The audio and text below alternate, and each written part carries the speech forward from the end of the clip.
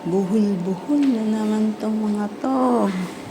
Paayusin na naman to sa akin, oh. Grabe. Alam niyo ba mag-ayos nito? Alam niyo ba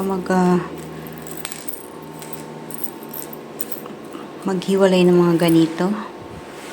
Ako, it's easy for me. Kasi, palagi kong ginagawa ito sa amo ko. Palaging nabubulang kanyang mga ganito. Well, parang problema lang to ng isang tao. Problema nga, pag pinansin mo siya, lalo kang poproblemahin. Ayan, tingnan nyo naman, ang ayusin ko. Grabe, no?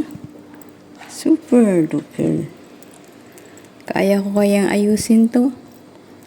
It's a challenge for me. Makikita ninyo humaya kung maayos ko to.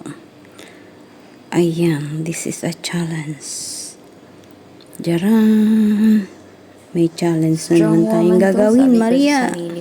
Go, Maria, kaya mo yan. It's like a problem. Lalo na paulit-ulit lang ginagawa. Yan, inayos mo na ang yung table, ha? Very good. Ayan, yan ang gusto ko sa'yo.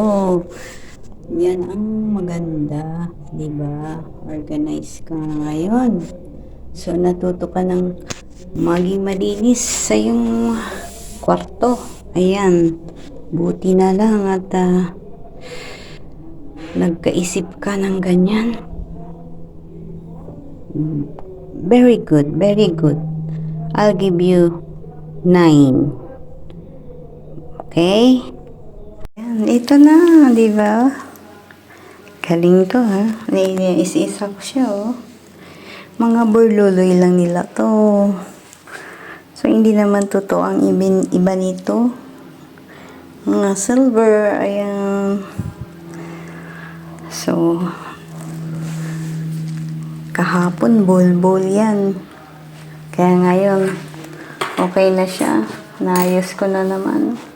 Tuwang-tuwa sa akin si Jenny, oh. Sabi niya, pwede pa pala. Oo, kasi bili ng bili. So, pwede pa talaga. Lilinisan lang talaga yan. Kaya yan, oh. Hindi na siya bibili pa ng bago na naman. So, ayan. I-acidic siya, eh. Kaya, nalinisan ko na sa wakas. Tuwan-tuwa sa akin.